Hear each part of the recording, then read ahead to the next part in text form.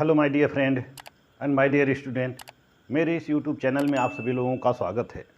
जैसा कि मैं आप लोगों को इसमें BA second year 4th semester से western political thought unit 7th पढ़ा रहा हूँ। यूनिट 7th के इस क्रम में मेरा पिछला वीडियो था मेरी वुड्सटोनिक क्राफ्ट पर। आज मैं आप लोगों को सिमोन डी बोवार के बारे में बताऊंगा, जो यूनिट 7th में सेकेंड थिंकर हैं, जो यूनिट 7th में सेकेंड थिंकर हैं सिमोन डी बोवार। हम सिमोन डी बुआ भी कहते हैं, सिमोन डी बुआ भी कहते हैं, या विभिन्न नामों से इनको हम जान सकते हैं, क्योंकि अंग्रेजी वर्जन है, ये फ्रेंच शब्द है सिमोन डी बोवार, और सिमोन डी बोवार को हम हिंदी वर्जन में सिमोन डी बोवार कह सकते हैं। तो नाम से कंफ्यूजन मत होइएगा, सिमोन डी बोवार ही इनका नाम है। हिंदी में हम इनको सिमोन डी बोवार ही कहेंगे। तो आइए चलते हैं सिमोन डी बोवार की तरफ। सिमोन डी बोवार का जन्म 9 जनवरी 1908 को पेरिस में हुआ था। 9 जनवरी 1908 को इनका जन्म पेरिस में होता है। पेरिस में एक मध्यवर्गीय परिवार में होता है। पेरिस कहाँ पड़ता है? फ्रांस में पड़ता है। फ्रांस के पेरिस में होता है, मध्यवर्गीय परिवार में होता है। मध्यवर्गीय परिवार में होता है सिमोन डी बोवार का जन्म। सिमोन डी बोवार को लड़कियों के लिए बने कैथोलिक स्कूल में भेजा जाता है, और कैथोलिक स्कूल में ही उनकी प्राथमिक शिक्षा संपन्न होती है। फिर 1927 में वह दर्शन की शिक्षा प्राप्त की। 1927 में दर्शन की डिग्री प्राप्त की। उसके पश्चात 1928 में एकोल नॉर्माल सुपीरियर 1928 में सिमोन डी बोवार एकोल नॉर्माल सुपीरियर में दाखिला लेती हैं, और यहाँ पर वह दर्शन में स्नातकोत्तर करने के लिए जाती हैं। दर्शन शास्त्र में, फिलोसफी में वह स्नातकोत्तर यानी कि एमए की डिग्री लेने के लिए जाती हैं, और यहाँ उनकी मुलाकात अस्तित्ववाद के जनक ज्यां पाल सार्त्र से होती है। इनको हम अस्तित्ववाद के जनक के रूप में जानते हैं। अस्तित्ववाद का जनक इनको कहा जाता है। यानी कि ये कंपटीशन में भी क्वेश्चन आते हैं कि अस्तित्ववादी विचारक कौन है या अस्तित्ववाद का जनक कौन है, तो आप ज्यां पाल सार्त्र को अस्तित्ववाद का जनक कहेंगे। जब सिमोन डी बोवार की मुलाकात या मित्रता अस्तित्ववादी विचारक ज्यां पाल सार्त्र से होती है तो उनमें घनिष्ठ मित्रता स्थापित हो जाती है। यानी कि उनमें अफेयर चलने लगता है। अफेयर चलने के पश्चात सिमोन डी बोवार और ज्यां पाल सार्त्र परिणय सूत्र में बंध जाते हैं, यानी कि शादी हो जाती है और दोनों साथ साथ रहने लगते हैं। सिमोन एक नारीवादी विचारक थी। सिमोन डी बोवार एक नारीवादी विचारक थी। नारी मुक्ति के संबंध में उन्होंने कई पुस्तकें लिखी। नारी मुक्ति के संबंध में सिमोन डी बोवार कई पुस्तकें लिखी। सिमोन का कहना था कि स्त्री पैदा नहीं होती, उन्हें बनाई जाती हैं। स्त्री पैदा नहीं होती, उन्हें बनाया जाता है। स्त्री पैदा नहीं होती, उन्हें बनाया जाता है या बनती हैं।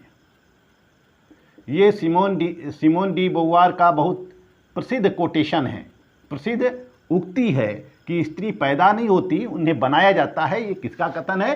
तो सिमोन डी बोवार का कथन है। सिमोन का कहना था कि स्त्रीयोचित गुण वास्तव में समाज द्वारा लड़कियों में भरे जाते हैं, समाज द्वारा ही लड़कियों में भरे जाते हैं। स्त्री और पुरुषों का जन्म एक ही तरीके से होता है। सिमोन डी बोवार का कहना है कि स्त्री और पुरुष एक ही तरीके से पैदा होती हैं, लेकिन उनकी शिक्षा दीक्षा, उनका पालन पोषण, उनके साथ व्यवहार अलग अलग तरीके से होता है। उनका यह भी कहना होता है, सिमोन का यह भी कहना था कि दोनों में एक ही गुण होते हैं, दोनों में एक ही गुण होते हैं, जन्म से ही एक ही गुण होते हैं, लेकिन संस्कारों के द्वारा, परवरिश के द्वारा गुणों में बदलाव कर दिया जाता है। सिमोन ने 15 वर्ष की आयु में ही निर्णय ले लिया था कि उनको एक लेखिका बनना है। सिमोन ने 15 वर्ष की आयु में ही यह सोच लिया था कि इनको एक लेखिका बनना है। 15 वर्ष की आयु में ही इन्होंने सोच लिया था कि इनको एक लेखिका बनना है। दर्शन शास्त्र, राजनीति और सामाजिक मुद्दे सिमोन डी बोवार के पसंदीदा विषय थे। दर्शन की पढ़ाई करने के लिए वह पेरिस विश्वविद्यालय में दाखिला लेती हैं। जब वह दर्शन की पढ़ाई करने के लिए जाती हैं, यानी कि दर्शन शास्त्र में पीएचडी करने के लिए पेरिस विश्वविद्यालय में वह प्रवेश करती हैं। पेरिस विश्वविद्यालय में वह प्रवेश करती हैं। सिमोन डी बोवार ने एक पुस्तक लिखी, द सेकेंड सेक्स ये पुस्तक लिखती हैं और इसी से सिमोन डी बोवार बहुत ही फेमस हो जाती हैं। यूरोप में बहुत ही फेमस हो जाती हैं, फ्रांस में फेमस हो जाती हैं और इनकी पुस्तकें पढ़ी जाने लगती हैं, इनकी पुस्तकें भी पॉपुलर हो जाती है। सिमोन डी बोवार 1970 में फ्रांस में स्त्री मुक्ति आंदोलनों में भी सक्रिय होती हैं, लेकिन 1973 का जो समय था, 1973 का जो समय होता है उनके लिए बहुत ही कठिन समय होता है, क्योंकि उनके पति जहाँ पाल सात्र अंधे हो जाते हैं, ब्लाइंड हो जाते हैं। 1973 में ब्लाइंड हो जाते हैं और सिमोन अपनी पति की सेवा करती रहती हैं, अपनी पति की सेवा करती रहती हैं। 1980 में जियां पाल सात्र की मृत्यु हो जाती है, जियां पाल सात्र की मृत्यु हो जाती है और उसके पश्चात सिमोन डी बोवार टूट जाती हैं। सिमोन डी बोवार टूट जाती हैं और 1985 और 86 में 1985 और 1986 में सिमोन डी बोवार भी बीमार हो जाती हैं। सिमोन भी बीमार हो जाती हैं। 1985 और 86 में सिमोन भी बीमार हो जाती हैं। इनको सांस लेने की तकलीफ़ होने लगती है, या इसको पल्मोनरी डिसीज भी कहते हैं। पल्मोनरी डिसीज इनको हो जाती है या फिर नमोनिया हो जाता है और स्वास्थ्य की खराबी के कारण से 14 अप्रैल 1986 को इनकी मृत्यु हो जाती है और मृत्यु होने के पश्चात इन्हें इनके पति पाल सात्र के कब्र के बगल में ही इनको दफना दिया जाता है। जियां पाल सात्र के कब्र में दफना दिया जाता है। इस तरह से एक महान विचारक, नारीवादी विचारक सिमोन डी बोवार का अंत हो जाता है। सिमोन डी बोवार मृत्यु की गोद में समा जाती हैं। लेकिन सिमोन डी बोवार ने अपने जीवन काल में विभिन्न पुस्तकों की रचना की, जैसे कि इनकी जो पुस्तक है द सेकेंड सेक्स, यह बहुत पॉपुलर पुस्तक है। उसके पश्चात द मैंडारिन्स 1954 में इनकी पुस्तक पब्लिश होती है। इसमें मैंडारिन्स में इन्होंने यह बताया है कि पार्टी बड़ा है या व्यक्ति, इसको लेकर इन्होंने द मैंडारिन्स लिखी है। नेक्स्ट पुस्तक है द कमिंग एज, यह 1970 में पब्लिश होती है। शी केम टू स्टे, यह 1943 में पब्लिश होती है। यह उनका पहला नावल है, यह सिमोन का पहला नावल है। द इथिक्स ऑफ एम्बिग्विटी, यह 1947 में पब्लिश होती है। फेयरवेल टू सार्थ 1981 में पब्लिश होती है। जब सार्थ की मृत्यु हो जाती है तो सार्थ की विदाई के उपलक्ष्य में या विदाई के संबंध में, सार्थ से बिछड़ने के संबंध में यह पुस्तक लिखती हैं। फेयरवेल टू सार्थ 1981 में पब्लिश होती है। इसके पश्चात ऑल मैन आर मॉर्टल, यह 1986 में पब्लिश होती है। ऑल सैड एंड डन 1972 में। द ब्लड ऑफ अदर्स 1945 में। और ए वेरी इजी डेथ 1964 में। ओमेन डिस्ट्रॉयड 1967 में। हु शैल डाई 1945 में यह पब्लिश होती है। यानी कि ये जो विभिन्न ये विभिन्न पुस्तकें हैं, जिनमें कि द सेकेंड सेक्स और मंडारिन्स, यह बहुत ही इंपॉर्टेंट पुस्तक है, ये अक्सर कंपटीशन में पूछे जाते हैं। अब जो Simone de Beauvoir the second sex पुस्तक लिखी हैं, इसका अनुवाद प्रभा खेतान के द्वारा किया गया है। प्रभा खेतान के द्वारा किया गया है। प्रभा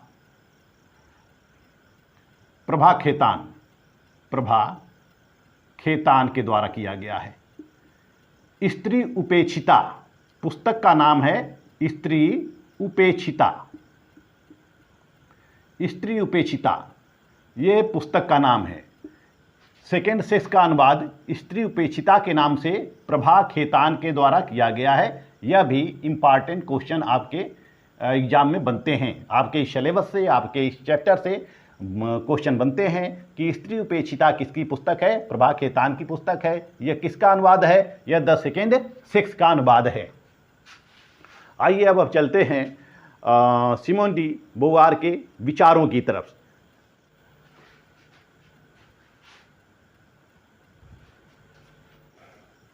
सिमोन डी बोवार मेरी वुllstonecraft की तरह से एक नारीवादी विचारक हैं। ये भी महिलाओं के संबंध में अपना विचार देती हैं। जिस तरह से मेरी वुllstonecraft ने 18वीं शताब्दी में महिलाओं के संबंध में या महिला समानता को लेकर आवाज़ उठाए हैं, इसी तरह से सिमोन डी बोवार 19वीं सदी में महिलाओं को लेकर आवाज़ उठाए हैं या महिला समानता की वकालत इन्होंने की है।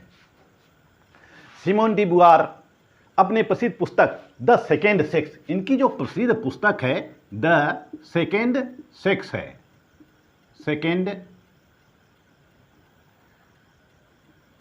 द सेकेंड सेक्स, यह इनकी पुस्तक है। इसमें महिला समानता पर बल दिया गया है। सेकेंड सेक्स का मतलब द्वितीय लिंग, अर्थात द्वितीय लिंग कौन होता है? महिलाएं होती हैं। तो महिला समानता पर इसमें बल दिया गया है और 1947 में उन्होंने द सेकेंड सेक्स पर काम करना शुरू किया। 1947 में उन्होंने सेकेंड सेक्स पर काम करना शुरू किया और इस पुस्तक में उन्होंने यह वर्णन किया है कि औरतों की नियति क्या है। इस पुस्तक में सिमोन ने वर्णन किया है कि औरतों की नियति क्या है, वह गुलाम क्यों हैं, किसने उनके पैरों में बेड़ियां पहनाई हैं। और इस पुस्तक का प्रकाशन 1949 में होता है। 1949 में यह पुस्तक कंप्लीट हो जाती है और पब्लिश हो जाती है। यह पुस्तक फ्रांस में अत्यंत लोकप्रिय होती है। यह स्त्रियों की उनकी दास्ता से बाहर निकालने के लिए एक लोकप्रिय या प्रसिद्ध पुस्तक बन जाती है।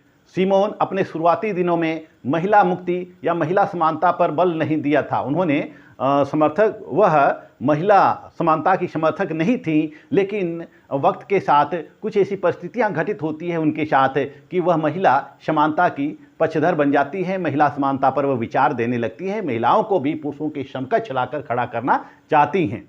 सिमोन को यह धीरे धीरे ज्ञान होने लगा कि यह आधी दुनिया की गुलामी का सवाल है। यह आधी दुनिया की गुलामी का सवाल है, क्योंकि आधी दुनिया हम किसको कहते हैं? आधी दुनिया हम महिलाओं को कहते हैं। तो आधी दुनिया की गुलामी का सवाल है और इस आधी दुनिया में अमीर, गरीब, ऊंच नीच सभी घरों की महिलाएं पीड़ित होती हैं। इस आधी दुनिया में अमीर, गरीब, ऊंच नीच सभी वर्ग की महिलाएं आ जाती हैं।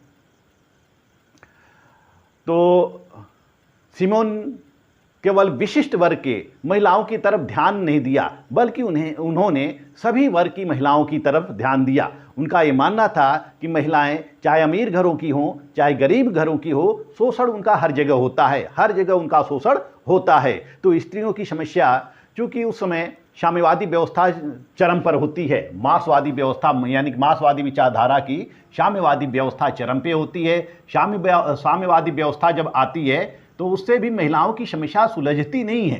साम्यवाद क्या कहता है? सबको समानता पर बल देता है, लेकिन महिला समानता के बारे में इसने कुछ नहीं कहा। महिला समानता के ऊपर साम्यवादी विचारधारा ने कोई कार्य नहीं किया। तो साम्यवादी विचारधारा से महिलाओं की समस्या नहीं सुलझती है। इसी समय सोवियत लेबर कैंप में हुए अत्याचारों की खबर पूरी दुनिया में फैल जाती है।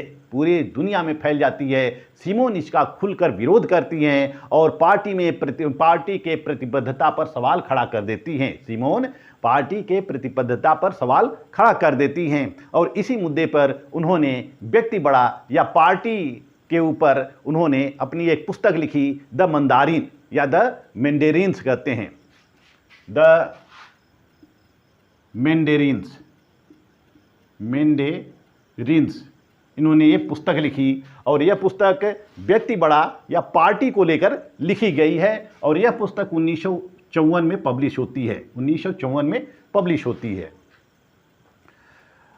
जो यह सेकेंड सेक्स है, यह सेकेंड सेक्स जो पुस्तक है सिमोन की, यह उनके अनुभवों पर आधारित है। यह अनुभवों पर आधारित है। वह अपने अनुभव को लेकर ही इस पुस्तक को लिखी हैं। वह अनुभवों को लेकर ही इस पुस्तक को लिखी हैं। इस पुस्तक में एक लाइन अत्यधिक प्रसिद्ध है कि औरतें पैदा नहीं होती, उन्हें बनाया जाता है। औरतें पैदा नहीं होती, औरतें पैदा नहीं होती, उन्हें बनाया जाता है। उन्हें बनाया जाता है या बनती हैं।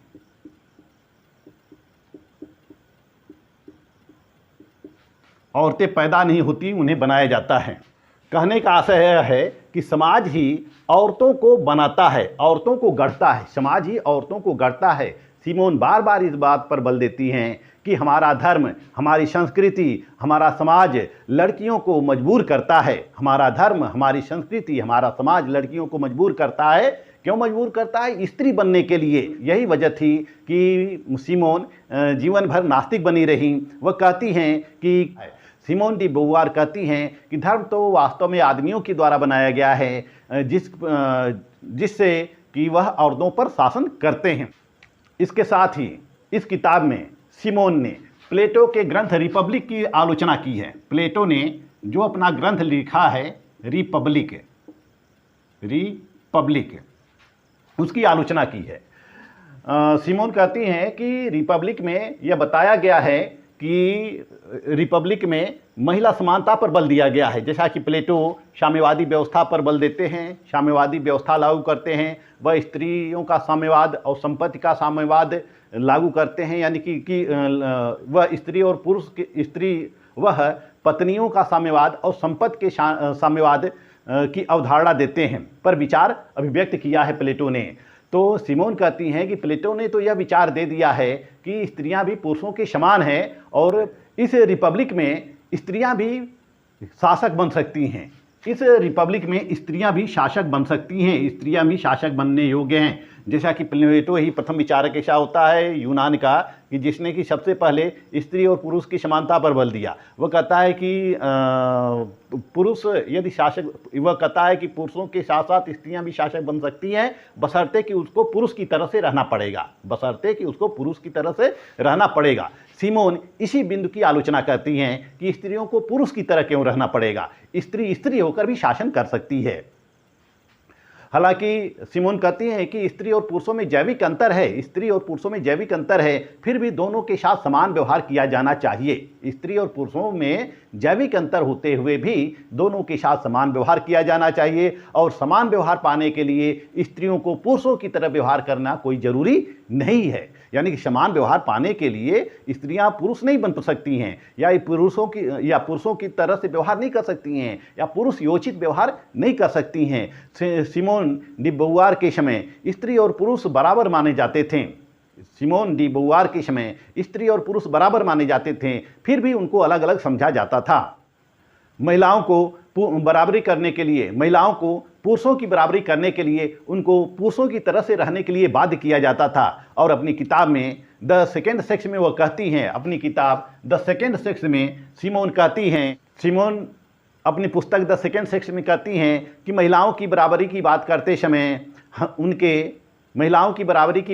समय उनके जैविक अंतर की वास्तविकता को नज़रअंदाज नहीं किया जाना चाहिए। उनके जैविक अंतर के वास्तविकता को नज़रअंदाज नहीं करना चाहिए। महिलाओं और पुरुषों के बीच जो जैविक अंतर है, इसके आधार पर महिलाओं को दबाना बहुत ही अन्यायपूर्ण है और बहुत ही अनैतिक है। तो इस तरह से सिमोन पुरुषों पुरुषों के समकक्ष महिलाओं को लाना चाहती हैं या स्त्री समानता की बात करती हैं, नारी समानता की बात करती हैं। सिमोन कहती हैं कि सांस्कृतिक मान्यताओं के आधार पर औरतें अपने शरीर के बारे में एक गलत धारणा बना लेती हैं। औरतें अपने शरीर के बारे में एक गलत धारणा बना लेती हैं जो उनके शरीर की संभावनाओं को दूर करता है, जैसे यह माना जाता है कि महिलाएं पुरुषों की तुलना में कमज़ोर होती हैं, तो महिलाएं भी अपने को धारणा बना लेती हैं कि हाँ, वह पुरुषों से कमज़ोर हैं, पुरुषों के इतना शक्तिशाली नहीं हैं। वह कहती हैं कि यह निर्धारित करने के लिए कौन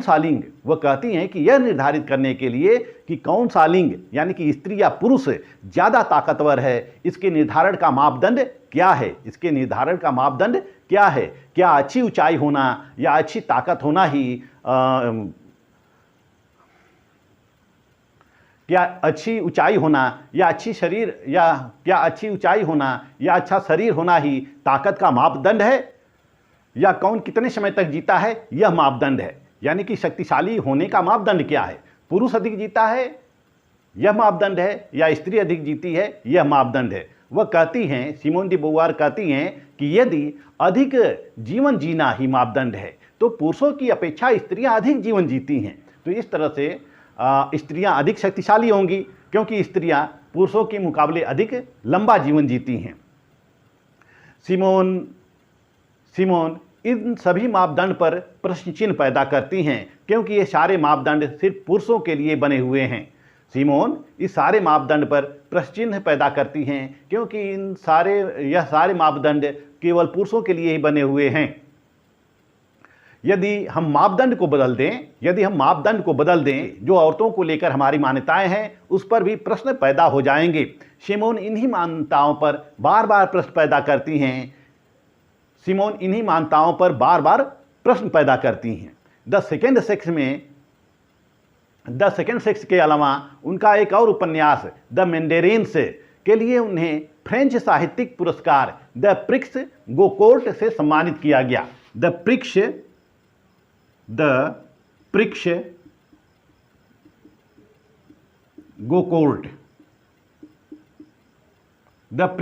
गोकोर्ट यह पुरस्कार सिमोन को दिया गया। किस पुस्तक के लिए? द मैंडेरिन्स के लिए उनको द प्रिक्स गोकोर्ट पुरस्कार दिया गया। आइए हम इनका नेक्स्ट शीर्षक देखते हैं, चयन की आज़ादी। सिमोन कहती हैं कि स्त्रियों को भी अपने चयन की आज़ादी होनी चाहिए, क्योंकि सिमोन के पति जियां पाल सार्त्र होते हैं तो जियां पाल सार्त्र एक अस्तित्ववादी विचारक होते हैं, यानी कि अपने अस्तित्व को लेकर लोग संघर्ष करते हैं। तो इसी तरह से पाल जियां सार्त्र का भी प्रभाव सिमोन के ऊपर पड़ा है। तो सिमोन चयन की आज़ादी यानी कि अस्तित्व तो सिमोन पाल जियां सार्त्र की तरह से अस्तित्ववादी विचारक बन जाती हैं। एक नारीवादी विचारक होने के साथ साथ सिमोन एक दार्शनिक भी थी, क्योंकि वह चाहती थी कि औरतों के पास अपने लिए चयन की आज़ादी होना चाहिए। उनका मानना था कि स्त्रियां भी किसी वजह से पैदा होती हैं और उस वजह को कायम रखना यह उनका अधिकार होता है। स्त्रियों का यह अधिकार होता है कि वह उस वजह को कायम रखें। सिमोन का मानना है कि महिलाओं में भी स्वयं को अस्तित्व रखने की इच्छा होनी चाहिए। महिलाओं के अंदर भी स्वयं का अस्तित्व होने की इच्छा होनी चाहिए। औरत को अपने अस्तित्व का औचित्य सिद्ध करने के लिए दूसरों के साथ रहना पड़ता है, दूसरों के साथ प्रेम करना पड़ता है, दूसरों की देखभाल करनी होती है और इसी से उनके अस्तित्व का निर्माण होता है। और तभी हमारा समाज औरतों की सार्थकता को समझता है। जब औरत अपनी भूमिका का निर्वहन करते हैं समाज में, जब औरत अपनी भूमिका का निर्वहन करती हैं समाज में, तभी समाज औरतों के सार्थकता को समझता है, औरतों के प्रासंगिकता को समझता है। सिमोन कहती हैं कि समाज, इतिहास और मनोविश्लेषण या मनोविज्ञान या जीव विज्ञान सब एक लड़की या एक औरत को उत्तम स्त्री के मापदंडों पर खरा उतरने के लिए इतना मजबूर करता है कि एक लड़की को स्वयं स्वतंत्र और इंसान के रूप में भी नहीं समझा जाता है। यानी कि एक लड़की को स्वयं स्वतंत्र और इंसान के रूप में कभी खुद को देख नहीं पाती हैं। एक लड़की जो होती हैं वह स्वयं को देख नहीं पाती हैं, क्योंकि समाज क्या करता है, उनको स्त्री होने के लिए बाध्य करता है या स्त्री उचित गुणों पर खरा उतरने के लिए बाध्य करता है। इसलिए स्त्रियां स्वयं को पहचान नहीं पाती हैं, खुद को इंसान के रूप में कभी देख ही नहीं पाती हैं। वर्ष 1949 में उनके आलोचकों ने सिमोन को नारीवादी विरोधी कहा है, सिमोन को महिला विरोधी कहा है, मातृ विरोधी कहा है और विवाह विरोधी कहा है। इतने मतलब कि उनके आलोचकों ने सिमोन के ऊपर आरोप लगाए हैं कि सिमोन मातृ विरोधी हैं, सिमोन मातृ विरोधी हैं, यह विवाह विरोधी हैं, यह महिला विरोधी हैं। लेकिन सिमोन ने कभी इस बात का समर्थन नहीं किया कि औरतों को शादी नहीं करनी चाहिए, औरतों को शादी नहीं करनी चाहिए और मां नहीं बनना चाहिए, ऐसा कभी उन्होंने समर्थन नहीं किया। उनका मानना था कि औरतें जो होती हैं वह आत्मनिर्भर बने, औरतें आत्मनिर्भर बने और आत्मनिर्भर होना औरतों के लिए जरूरी होता है। सिमोन का कहना था कि औरतें आत्मनिर्भर बने और आत्मनिर्भर होना औरतों के लिए जरूरी होता है। लेकिन जो आत्मनिर्भरता होती है वह औरतों को आज़ाद नहीं करते हैं, सिमोन यह भी कहती हैं कि आर्थिक आत्मनिर्भरता से औरतें शादी या मातृत्व से वंचित हो सकती हैं। इसलिए वह अपनी पुस्तक द सेकेंड सेक्स के जरिए औरतों में आत्मविश्वास जगाना चाहती थी, उन्हें खुद आज़ादी की कीमत समझाना चाहती थी। यानी कहने का आशय यह है कि सिमोन यह नहीं चाहती थी कि औरतें शादी न करें। सिमोन यह चाहती थी कि शादी करके भी मातृत्व सुख को लेकर भी औरतें आत्मनिर्भर बन सकती हैं, अपना विकास कर सकती हैं, पुरुषों के समकक्ष खड़ा हो सकती हैं, बशर्ते कि उनको अवसर दिया जाए, उनको औरतों को भी इंसान समझा जाए, उनको एक वस्तु न समझा जाए, उनको एक वस्तु की तरह से इस्तेमाल न किया जाए, बल्कि उनको भी ऐसा परिवेश दिया जाए कि पुरुषों के समकक्ष वह खड़ा हो सकें। सिमोन का मानना था कि औरतें खुद को कमज़ोर समझ लेती हैं। सिमोन का मानना था कि औरतें खुद को कमज़ोर समझ लेती हैं, इसलिए कमज़ोर होती हैं। औरतें स्वयं को कमज़ोर समझ लेती हैं कि वह ये नहीं कर सकती हैं, वो नहीं कर सकती हैं, इसलिए वह कोई काम नहीं कर पाती हैं। जो औरतें या जो महिलाएं अपने को शक्तिशाली समझती हैं वह कोई भी कार्य कर सकती हैं। जैसे हम देख सकते हैं कि औरतें भी राजनीति में हैं, समाज सेवा में भी हैं, वैज्ञानिक क्षेत्रों में हैं, विभिन्न क्षेत्रों में औरतें भी हैं, क्योंकि उनके अंदर दृढ़ इच्छा शक्ति होती है कि वह कर लेती हैं, वह कर सकती हैं, इसलिए वह कर सकती हैं। वह उनके अंदर ये दृढ़ इच्छा शक्ति होती है कि वह कर लेंगी, इसलिए वह करके विभिन्न पदों पर आसीन हो जाती हैं। तो औरतों को कभी अपने स्वयं को कमज़ोर नहीं समझना चाहिए और औरतों को स्वयं को कमज़ोर नहीं समझना चाहिए, स्वयं को गाली भी देना चाहिए कि वह यह नहीं कर पाती हैं या जो लोग उनसे चाहते हैं वह नहीं कर पाती हैं। वह सब कुछ कर सकती हैं, जो समाज उनसे अपेक्षा करता है वह सब कुछ कर सकती हैं। द सेकेंड सेक्स में सिमोन ने महिला समानता का समर्थन किया है, महिला स्वतंत्रता का समर्थन किया है, महिला के अधिकारों का समर्थन किया है, महिलाओं के विकास का समर्थन किया है। इसीलिए दुनिया उन्हें औरतों के अधिकारों के लिए संघर्ष करने वाली एक फ्रेंच लेखक, एक अस्तित्ववादी दार्शनिक, सामाजिक सिद्धांतकार, बुद्धिजीवी और राजनीतिक कार्यकर्ता के रूप में याद करती है। यदि हमें नारीवाद को पढ़ना है तो हमें मेरी वोllstonecraft को पढ़ना होगा और सिमोन डी बोवार को पढ़ना होगा। जैसा कि सिमोन डी बोवार कहती हैं कि महिलाओं को, जैसा कि सिमोन डी बोवार कहती हैं कि स्त्री पैदा नहीं होती, उन्हें बनाया जाता है। यानी कि इनका ये मानना होता है कि जो स्त्री और पुरुष होते हैं वह एक ही तरीके से पैदा होते हैं, लेकिन उनका लालन पालन पोषण इस तरह से होता है, पालन पोषण उनका इस तरह से होता है कि जो लड़की होती है वह लड़की बन जाती है, जो लड़के होते हैं वह पुरुष बन जाते हैं। यानी कि यदि लड़कियों को भी शुरू से ही, बचपन से ही उनको लड़कों की तरह से पाला जाए तो वह भी लड़कों की तरह बिहेव कर सकती हैं। लेकिन लड़कियों को बार बार कहा जाता है कि तुम लड़की हो, तुम लड़की हो, और तुम यह नहीं कर सकती हो, वह नहीं कर सकती हो, या यह नहीं करना चाहिए या वह नहीं करना चाहिए। समाज की तमाम बंदिशें लड़कियों के ऊपर डाल दी जाती हैं, इसीलिए लड़कियां कमज़ोर हो जाती हैं। लेकिन जो परिवार लड़कियों को लड़कों के समकक्ष स्थान देता है या लड़कों के बराबर समझता है, वह लड़कियां कुछ कर पाती हैं, वह लड़कियां अपने जीवन में सफल हो जाती हैं, वह अपने जीवन में सफल हो जाती हैं, वह विभिन्न पदों पर आसीन हो जाती हैं, क्योंकि उनका जो परिवेश है उस परिवेश में पालन पोषण ही इस तरह से होता है कि उनके परिवार में किसी प्रकार का भेदभाव नहीं किया जाता है। तो यह उस समय का समाज होता है जब लड़की और लड़के में या महिला और पुरुषों के बीच काफ़ी असमानता व्याप्त होती है, महिलाओं के साथ भेदभाव किया जाता था, लोग संकुचित दृष्टिकोण रखते थे। लेकिन वर्तमान में हम देख सकते हैं कि अधिकांश समाजों में, यानी कि बहुसंख्यक समाज में, स्त्री और पुरुष की समानता पर बल दिया जाता है। जितना पुरुषों को अधिकार दिया गया है उतना स्त्रियों को भी अधिकार दिया गया है। स्त्रियां भी किसी मामले में पुरुषों से कम नहीं हैं। तो सिमोन डी बोवार भी एक नारीवादी विचारक हैं। यह महिलाओं को लेकर अपना विचार अभिव्यक्त की हैं, अपने अनुभवों के आधार पर, तत्कालीन परिस्थितियों के आधार पर। तो इस वीडियो में मैंने आपको नारीवादी विचारक सिमोन डी बोवार से अवगत कराया। मेरा नेक्स्ट वीडियो होगा रोजा लग्जमबर्ग पर, जो एक नारीवादी विचारक होने के साथ साथ साम्यवादी विचारक भी हैं। तो मेरा वीडियो आप लोगों को अच्छा लगे तो मेरा वीडियो देखते रहिए।